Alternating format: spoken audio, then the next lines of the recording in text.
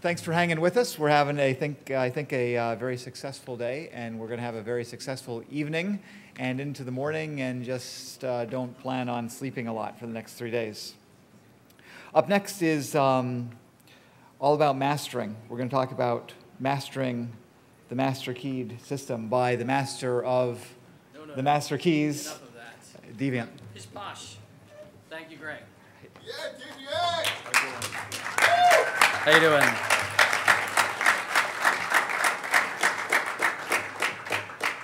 So thank you very much. This talk was originally going to be Babak and I. Babak is still, as far as I know, waiting for a flight that's about to take off from Las Vegas, where he is at the Aloha show. So just because we hate ourselves and love you guys, he is at Aloha. I was here coming off of ShakaCon. He's flying back from Vegas to be here for 2 nights.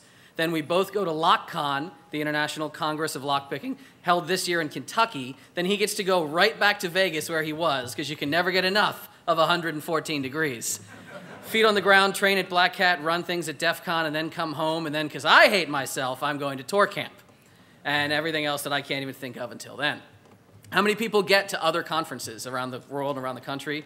Excellent. Support other cons, support your hacker spaces, support your maker spaces, support anyone who wants to learn fun stuff. And we love it, love it, love it when people come by the lockpicking area. We love that in the lockpick village, most people get it, that locks are not these magical black boxes that you're not supposed to look inside. We think that you should look in and play with all of them and see how they work. Understand what your locks are doing, understand what they're capable of, understand what you're capable of. And we're going to talk a lot about that right now. So yes, I'm up here because I'm dressed in a black t-shirt. You know that I am with Tool. If you see me in nicer clothes, I'm usually with my company. But all in the same, they kind of just, we do the same thing. We break into stuff. One, because we think it's fun if I'm with Tool. And if I'm with my core company, I'm getting paid to break into stuff.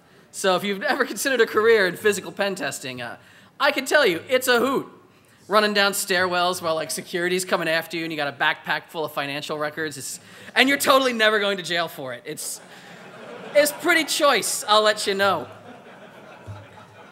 So Tool, where we don't get paid, is actually where we honestly have even more fun. Tool is the open organization of lockpickers, and all we do is go around teaching people about this because we think locks are beautiful little puzzles that should be dissected and understood.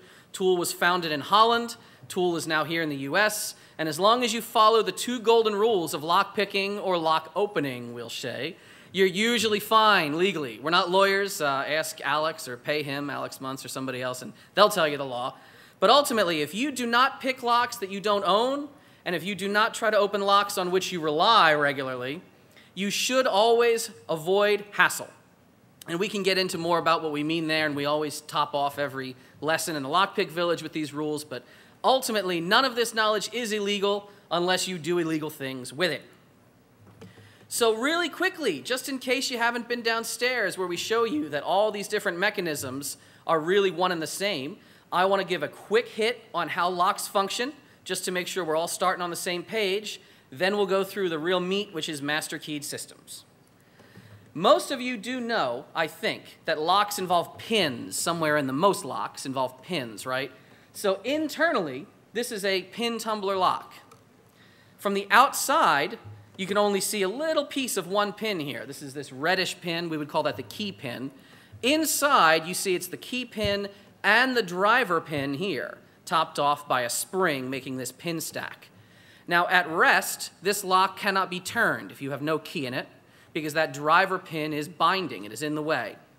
Every time you use a lock, every time you operate it with a key goes in, that lifts the pin stack just enough so that the shear line between those 2 pins is at the edge of the plug.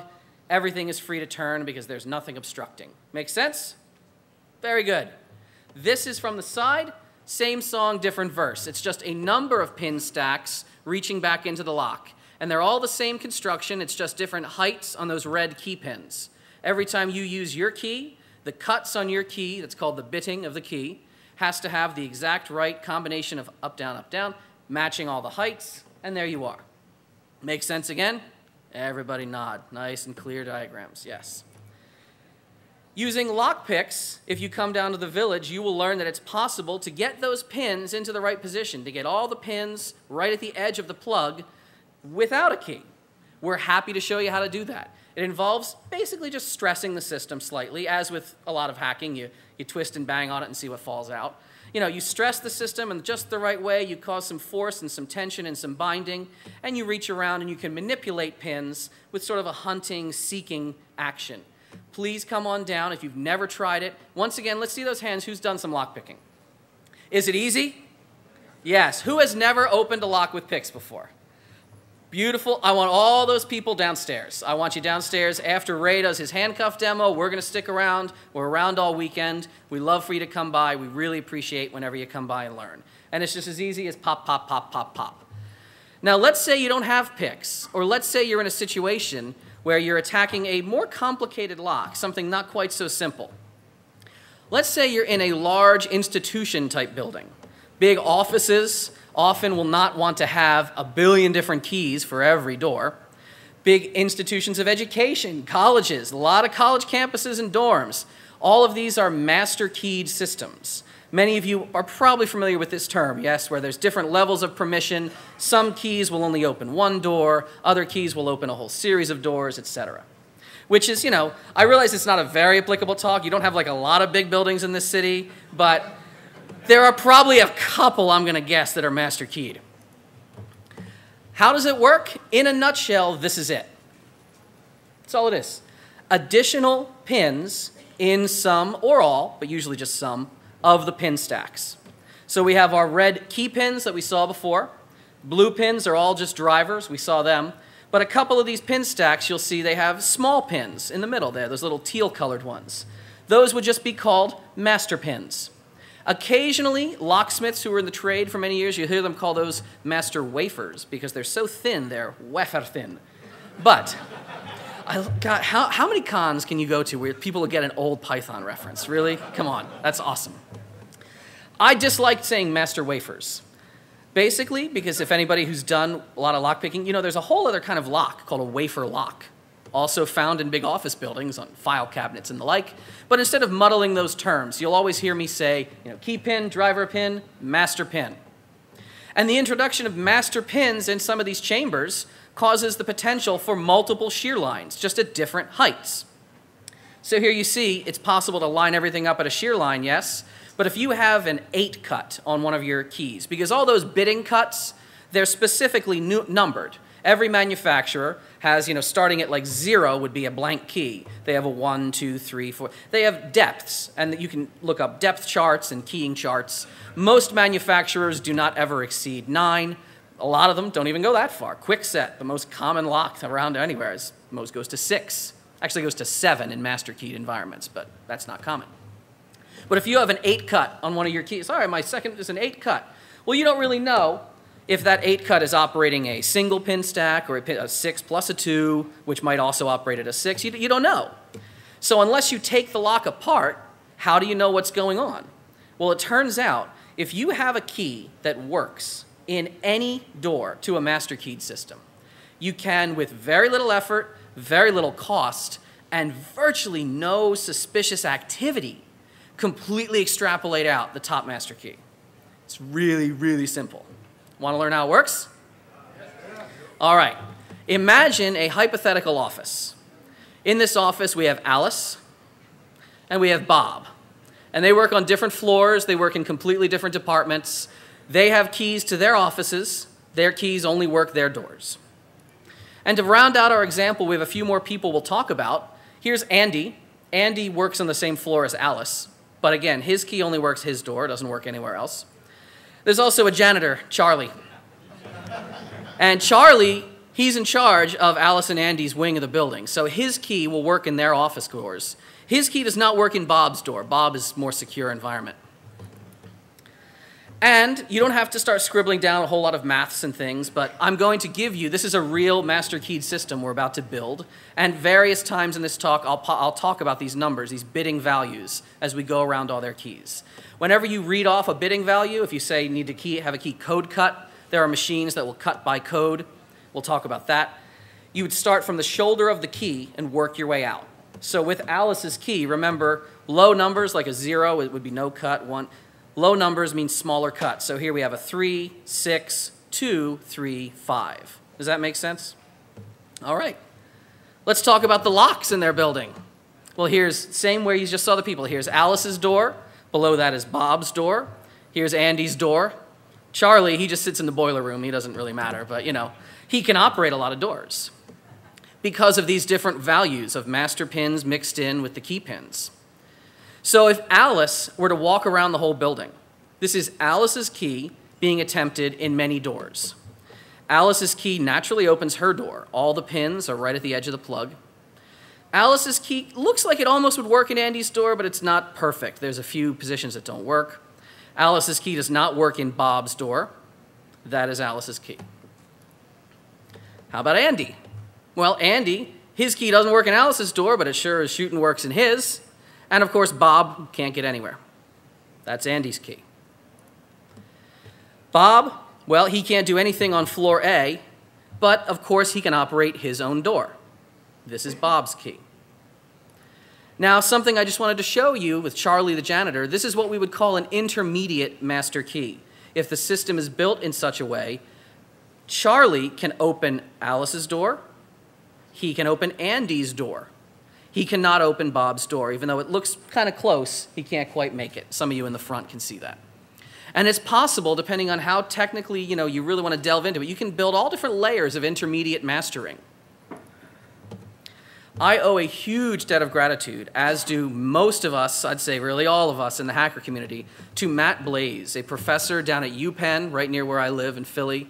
Matt Blaze, if you are not familiar with him, I don't know what rock you've been living under and not receiving radio signals, but he has put together some of the best research into crypto, awesome code breaking. He's a professor. He's this academic type, but he has this wonderful hackerish spirit that he's carried with him through his original days at phone company labs and engineering, and he's done work on P25 radio encryption. He's done work in so many great fields. Google his name and it pops up everywhere. He has done great work even in physical security, which is not his, field, but he approaches it in this very beautiful computer scientist way, this crypto analyst way, where he's talked about safe cracking, and he's also talked about this master key vulnerability. This is a published attack, which when I first started BSing with some people about it, I said, this would be neat if we talked about this to somebody who hasn't really heard about it before, because this has been out there. I wonder if, where, and someone said, dude, you should pitch that. I'm like, no, that wouldn't make a lot of sense. Everyone's heard this. And everyone said, yeah, but we don't really do it. No one's ever really actually done this as an activity. Maybe there's interest. And I asked around, and that's kind of the reaction I got. Everyone said, well, yeah, everyone knows Matt, but I've never really seen that done. So now we're friggin' here. So thank you to Matt for all the work that he's put together. Thank him for all the flack he took from locksmiths. I'm pretty sure there was a week-long period when Penn might have been opening his mail because he was getting really angry letters from people saying, why do you talk about this? But of course, you guys in this room, talking about a problem or talking about anything doesn't make it bad. In fact, in the end, it usually makes people a lot better and a lot safer. So I thank you guys for getting that, and I thank you for being here in this talk. I want to paint a little picture for you. It involves Alice. Let's say Alice has grown tired of her time at this company, and she wants to leave. But maybe a nefarious, other firm says, hey, you're that Alice lady, right? So if you're leaving Widgeco, we want some of these papers that are in Bob's office. You know Bob, right? Can you get into Bob's office? And Alice is like, I wouldn't do that. What? No, I can't. I don't have a key that does that. And they're like, we'll totally pay you $50,000. And she's like, I'll find a way into Bob's office. Well, Alice doesn't have to break down any doors. She doesn't have to bribe guards. She can keep her whole $50K, being unscrupulous, because you wouldn't do this. Only bad people would do this for profit. Alice doesn't even have to do anything around Bob's office. That's where, if you really are following, this is holy shit kind of moment. You'll see. Alice has a key, right? She's been working at this company for years. It opens her door. Alice has bidding depths on her key. It is called a change key, by the way, because that's the lowest rung on the totem pole of mastering. Using only her change key and only her door, Alice can, with the aid of some blanks and a hand file, extrapolate out the top master key. Let's talk about how that works. Well, her key, which works in her lock, she can infer a few things, but not a lot. She says, well, all the pins right now, they're all at the edge somewhere. Clearly, it's not binding if I can turn the key, right?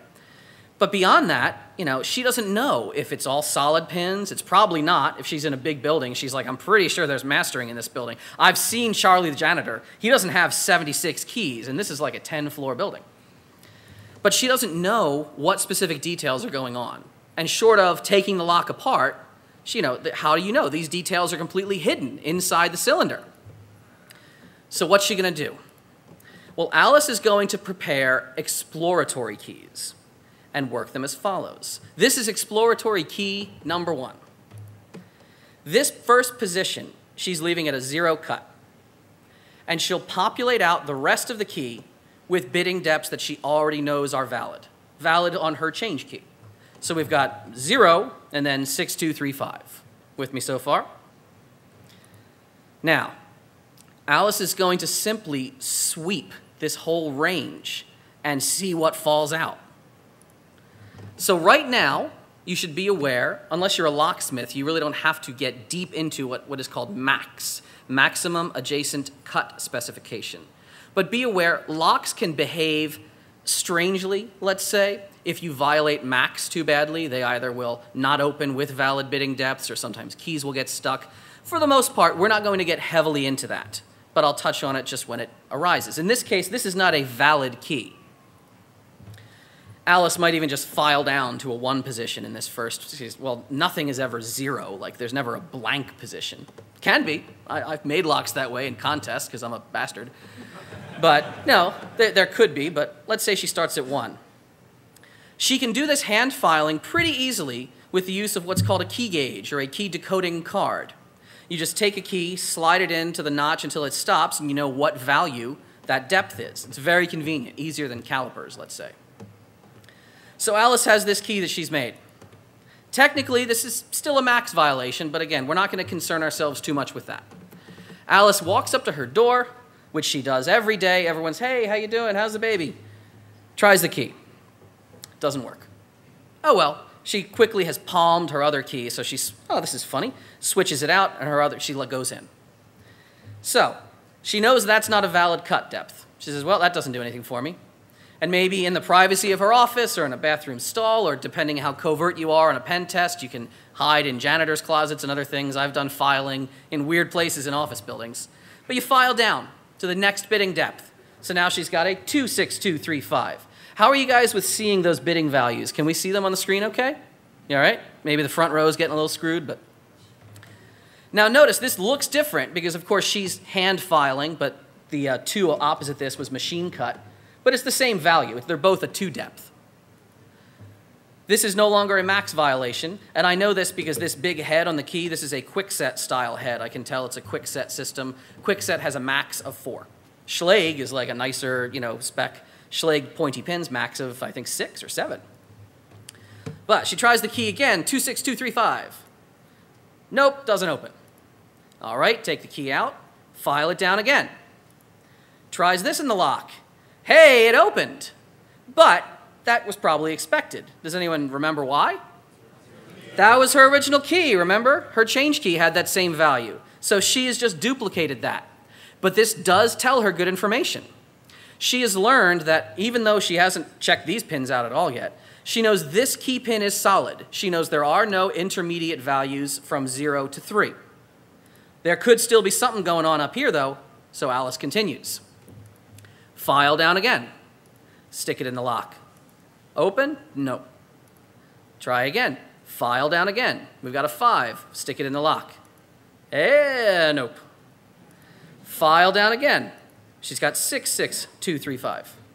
How about this? Hey, now that's a little bit of news. What has Alice figured out now? Well, clearly, all drivers have to be out of the plug, out of the shear line, so everything's raised. This is the current picture.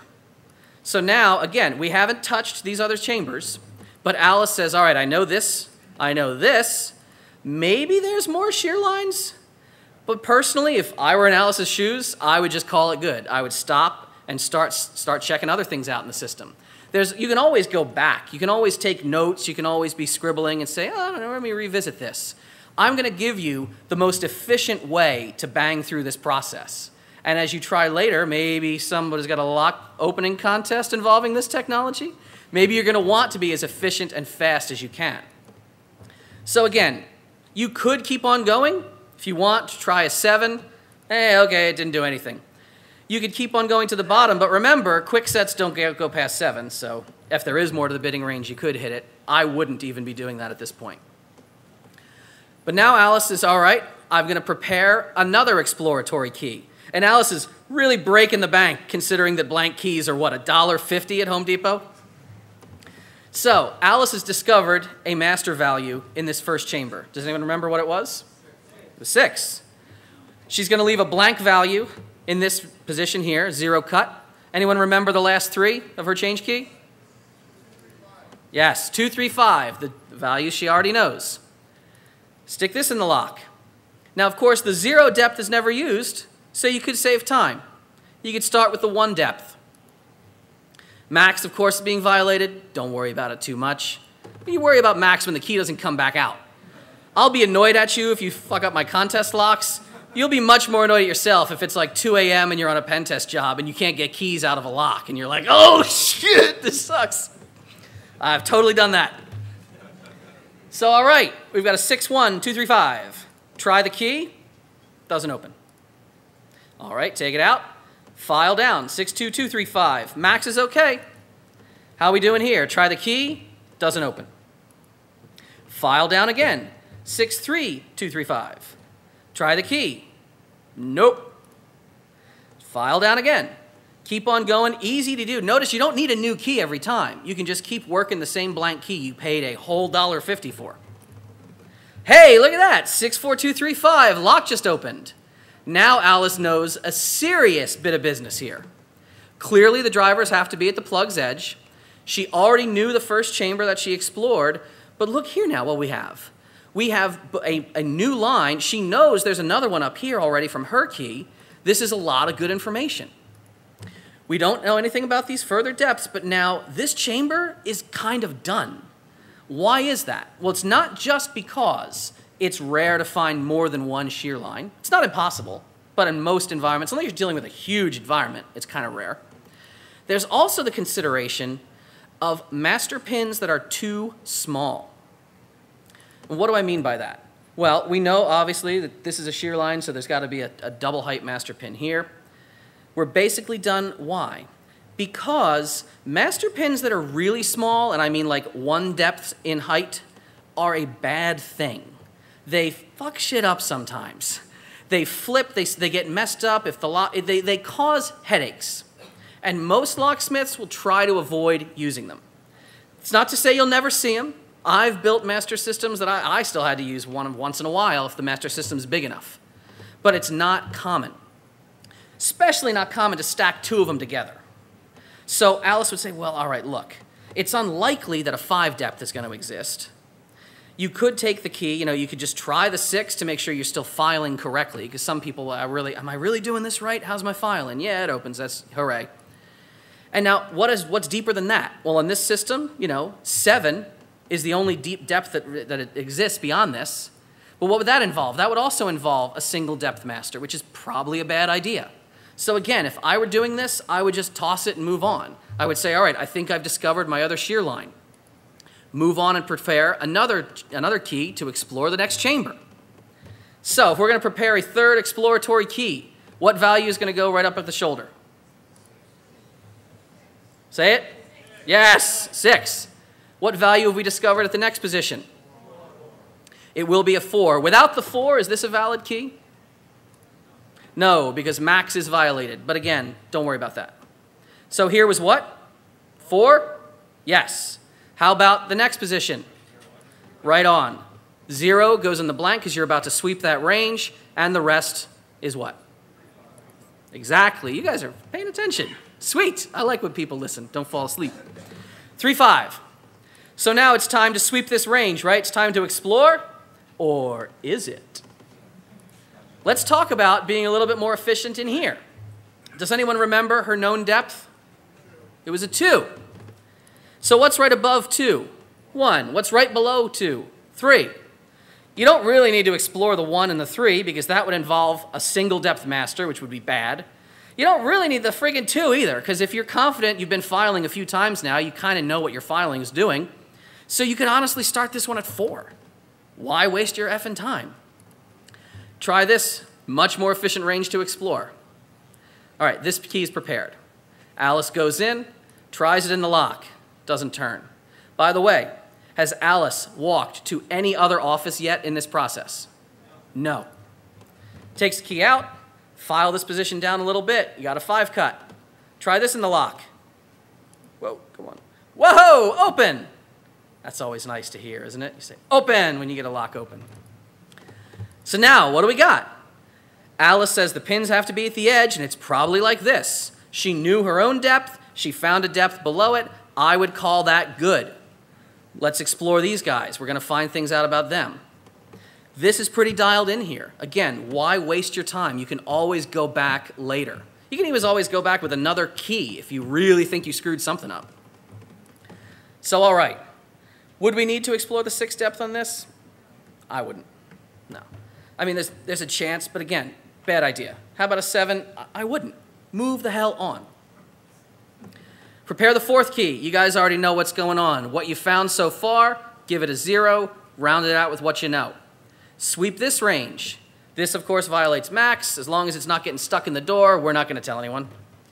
So, there is a 3rd depth here. If you know that, you could always skip the 2 and the 4. So you could just go 1, 5, 6, 7. Why not? Like, again, stay away from single away values. So start off with the 1, throw it in the lock. Does it work? No. Start off next. If you really wanted, you could go to the value you know, again, just to test your filing. Doesn't hurt to make sure you're filing correctly. Yay, it opened. I was expecting that. All right, so we got it. I would file down again. I'd skip and go down to 5. Try it in the lock. Nope. You say, all right, file down to a 6. Try that in the lock. Ugh. The 7? I mean, I know that Deviant said they sometimes use 7 in master systems with Kwikset. Let's try the 7. Fuck! So now you got a problem. Now you're like, damn it, that friggin' guy told me to be all efficient, and I'm skipping values like a maniac, and damn, WTF, mate. Well, maybe that's the facts, and maybe that's not. Sometimes you have, chambers that just aren't mastered. You might question whether you filed correctly, but I would just question the lock. Maybe position 4 is not mastered. Give it a little, all right, there's my value. Give it a little question mark on your paperwork. Come the hell back to it later if you have a problem. So this is what we think we got so far. Maybe 3, the same value that was on her change key, might just be the master value, might just be the only value. So we've got to prepare a 5th key, right? What we know, what we want, sweep the range. Sweep the leg, Johnny. All right. Prepare, because again, I'm going to skip the 0. There's probably never a 0 value. Of course, if you want to, it doesn't hurt, take a second to try it. It's always easy to file instead of trying to glue shavings back on a key. You can't put a key back together, right? So maybe you try it, maybe you don't, but start at the 1 if you want. Stick it in the lock. What happens? Whoa! Open. That was a quick hit on that lottery. That is a heaping bowl of win. Because you have probably got this whole system now. You have probably decoded it all. You know that there's another value out here, but you don't give a shit about it. You could sweep the rest. You could say, maybe there's intermediate mastering. I don't know what's going on here. Let's keep filing. The hell with that. I would just start throwing this key in a lot of doors and start seeing what the hell it does. Maybe you make a nice fresh cut copy of it if you have access to a code cutting machine. If you don't, you'll be walking around with a key that looks like this. A little suspicious if someone's walking right up to you. But again, unless they're looking that closely, this is the first time you will ever be walking around to a door that's not yours if you're trying this. So now Alice can walk around and wham, wham, wham, wham, wham. Every door in the building open to her. Not with picking, not with crouching, not with looking over her shoulder. Just walk up to the door, act like you belong. You guys know social engineering. You're on the phone. What? They can't put me on the 905? Have you told them about my frequent flyer miles? All right, I'm going to the meeting. Just breeze right in. If you've got a key, no one's going to question that shit. Absolutely easy to do, man. The only thing you're going to really screw yourself on with hand filing is not being noticed by security, unless you're like filing at your desk. Don't do that. You know. One time we did in a meeting room, like we just got tired of running back down to the lobby bathroom in this one building we were penetrating. We just sat in a meeting room. Sometimes, it's a great story. I wish I had actually take credit for this, like looking like you belong there. I knew a person who breezed in with a briefcase, and it was full of like family photos and a coffee mug, and they just sat at a cubicle and put all their stuff out, and like nobody questioned. They went back each day for a week, and they had like a card from the wife, and no, we just took a meeting room, and I was in there like filing. Bobik's like on his machine, poning a network, and some guy comes in and was like, "Oh, I thought this room was free." And we're like, no, we're in here. We had it blocked off on the calendar on the internal website that I hope this company has that I'm referencing. So yeah, you're not going to get noticed unless you're crazy. The only problem with filing you may actually have is what I call canyoning. Canyoning is going to get your keys stuck. You see, understand why? If the pins are riding up the front blade nice and easy, if they drop in, getting that key back out, that's going to be harder. So again, this is the internals of Alice's lock. These little marks, if you can see the white lines, they represent the mastering depths that Alice has discovered. You can have an alternate lock in the system. I think this is Bob's lock, if I recall. And again, the key you just discovered, it'll work in there. It should work in every door if it's the top master key that you've decoded. So super winner is you, man. Like, this is easy stuff to pull off, and most locks are vulnerable. Can you mitigate against this? I mean, sort of. There's the idea of restricted keyways or restricted blanks. All that means is that the keyway profile, the actual shape, has been patented or copyrighted. It's under protection basically in the art. So manufacturers of blank keys who aren't the company who make the lock, those blanks can't get on the market as easily. You can still mill blank keys with a machine called an easy entry machine. It just reads the side profile of keys and starts milling them. A lovely story. I don't think I have a photo of it. The easy entry company got, they didn't get into some trouble, but their clients, who are locksmiths, they started, hey, we're going to start telling these locksmiths that they're violating, restricted blank rules. If they start copying people's, making keys, that's our profile. So easy entry, wonderful German company. They're billets of metal that go in. They're called Rolex. The billet of metal had 2 holes here and a hole in it, and it would mill down the side. So if you have, they said, all right, here's what we're going to do. If you have a profile and it's restricted, so the lock might have a ward of metal here and a ward of metal here. So if you want to mill a key, make a blank, that would be a cut here and a cut here. And they say, no, that's restricted. You can't do that. So easy entry said, all right, turn on, like special copy beater fuck you mode. And it'll do this. It'll go cut here for no reason, cut here and a couple more here. And it's a new shape. And the Rolex that they start shipping, the blanks, they have a hole here, and a nice smiley face right on the key. So they're like, oh yeah, you got that restricted blank. But in truth, you don't mitigate this just by restricting the metal that's out there. People getting blanks can happen. You should have secondary monitoring systems. You should have door open sensors if you have a big, proper building. You should be auditing when people can come and go. You could have completely separate zones in your building where just the mastering on one really top-tier floor that has nothing to do with the bidding cuts or the mastering pins of anywhere else in the building. Separate ring keys entirely. But essentially, if you really want to be highly awesome, you can move away to other badass lock designs. Just move away from plain pins. Sidebar-based locks, examples would be the Asa Twin, the Schlage Primus. These are all systems that interact with extra elements on the key. That yes, it's possible to attack some of these, but it's harder. It's certainly harder than just, sitting there with a hand file. You're not going to make sidebar cuts. Now, there's a little iffiness here in the fact that if you have a sidebar-based system like this in one door of a building, and that door is mastered, it's probably likely that the same sidebar is in every other door in that building. There are some companies who've made ways around this, but for the most part, if you have access, if you are the authorized user of a door and you have that key, it may leak a lot of information out at you that you can use. Some locks have only a sidebar. So you have this awesome wafer-based lock from the Austrian company Eva, whom we love. This is their 3KS, their 3-curve system, uses these sliders. Rotating disc locks are excellent in this regard. Rotating disc locks have a little wheel pack that essentially is like a miniature safe. A bunch of wheels all have to be turned exactly right so that gates or notches line up, a bar drops in. It's a beautiful design.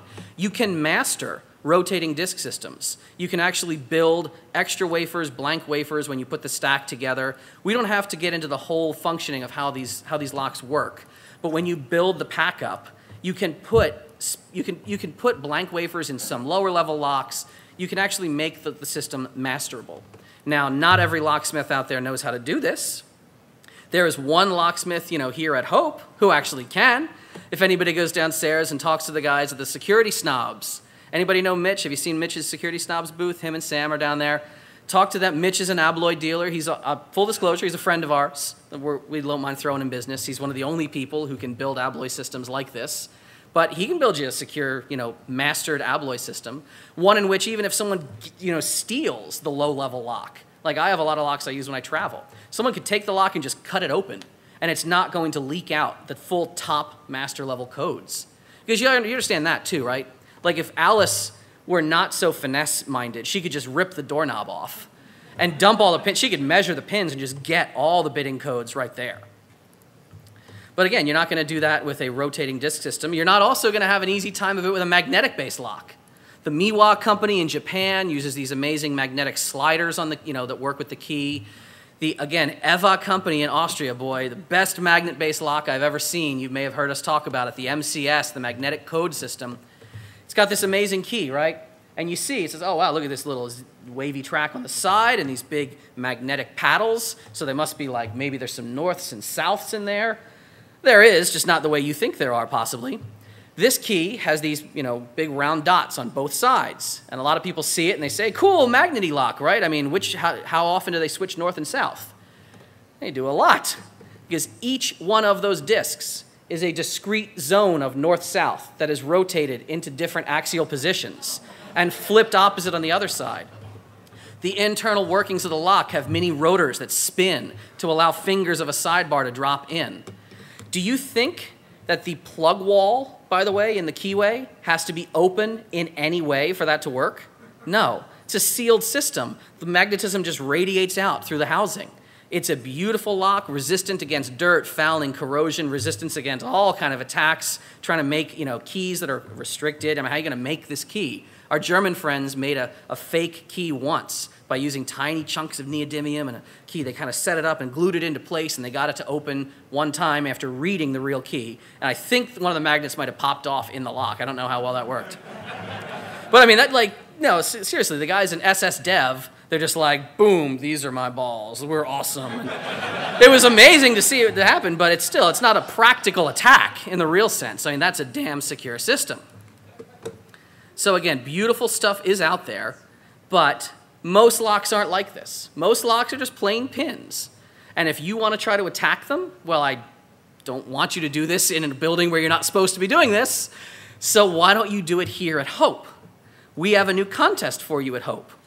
We have some interesting things for you. You're going to start to see, starting tomorrow, these pillars appear around different spots in the con space. There's going to be 4 of them. And these towers have locks in them. Please just believe me when I tell you. This is not me throwing you dumb misdirection and false info. Each lock is the same lock in every tower. Why did I do it 3 times in each tower? Because some numbnuts is going to file the key wrong and get it stuck or break something. I didn't want the contest to come crashing down when that happened. So I built the locks 3 times. That said, please don't fuck up my locks during this contest. People will get mad at you. I will get mad at you. But these locks represent part of a master keyed system. There's going to be tower A, B, C, and D. By the way, these towers, which are all wood, could really use some weight on the back of them to hold them up. If you are buying, how many people had the Club Mate here? Club Mate, yeah! If you have the empties to those, bring them back down to the guys in the mezzanine level. Give them to them. They're going to put them in cases for us. We're going to use that to weigh down the pieces of wood, if you could be so kind. But you'll see these towers around the grounds.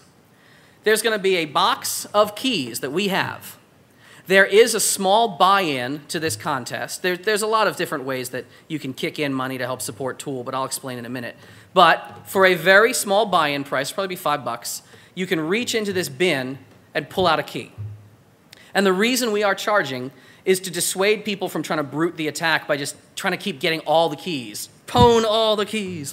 Because if you compare a bunch of different keys, you can start to already get information about a master key system. You can start, hey, this looks a little close to that one.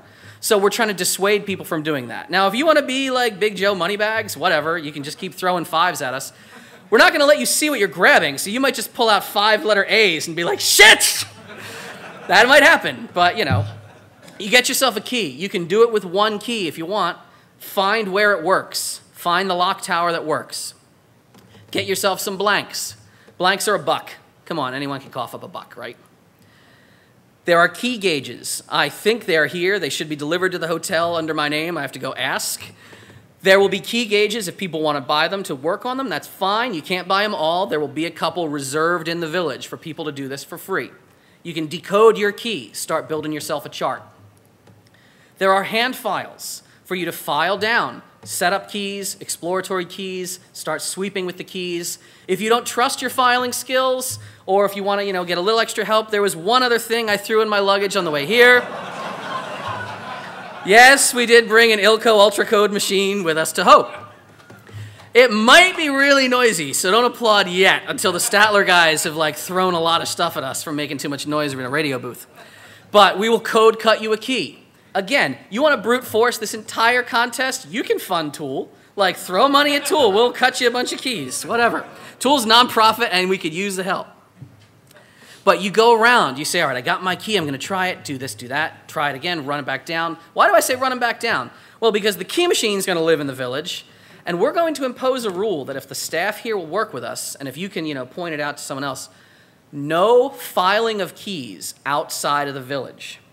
So, much like in an office where you don't want to look suspicious, if other teams see you trying a key, filing a key, trying a key, if they snap a photo of you filing a key outside of the village, you are DQ'd. You are disqualified. You are not covert. So, running back down to the village, file a key, measure a key, run back up wherever the thing is, try the key, run back down. There's going to be a lot of hackers losing some weight this weekend, hopefully. If you think you figured out the top master key, you could double check yourself and run around to the other locks that you found. Hey, it's working here, awesome.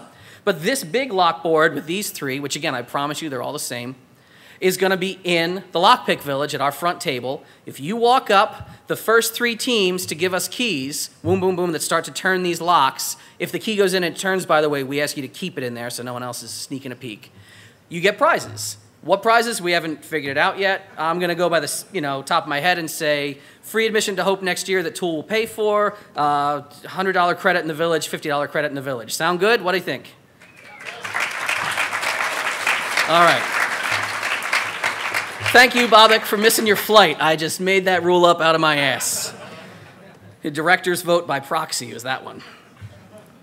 So yeah, are you going to win? Are you going to try? I don't know. I think you can. I think you could totally pull this off. If you do, that would be awesome. We would really love that. We want to see people trying this out. How many people have ever actually done an escalation attack like this? Not too many hands, and you probably did it in college or something where you're trying to get in other dorm rooms and stuff like that. Yeah. So we wanted this contest because we think it is kind of material that even though people have talked about, not a lot of people have done.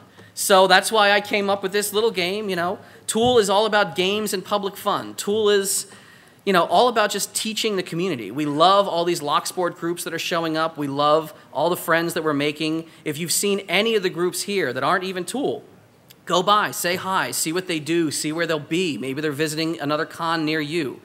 We do say that, Tool is the only nonprofit in the scene as far as we know. Tool, we make our own equipment. We put anything we get just back into the, into the organization because we want people to try this. We want people to have fun with this.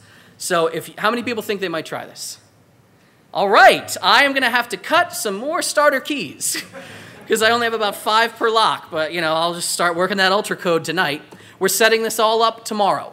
We don't want any locks out at night because even though y'all look pretty trustworthy, I don't want anyone banging the locks apart, reading the pins, and cheating everyone out. I want this first time that we ever, have our game of escalator action to be really, really good and to work well. All right, old Nintendo players, get the Taito reference. Yeah, so I hope this will be fun. Maybe it'll be a giant train wreck, but I think everyone here is polite enough to try to not just brute force don't just damage force anything, please. Be respectful to everyone else who wants to play the game. And we'll see how this goes. Other than that, we'll be downstairs in the village all day tomorrow, all day on Sunday. Ray's going to be down there after his cuff talk. He's going to give lessons, and I appreciate you listening. Thank you so much.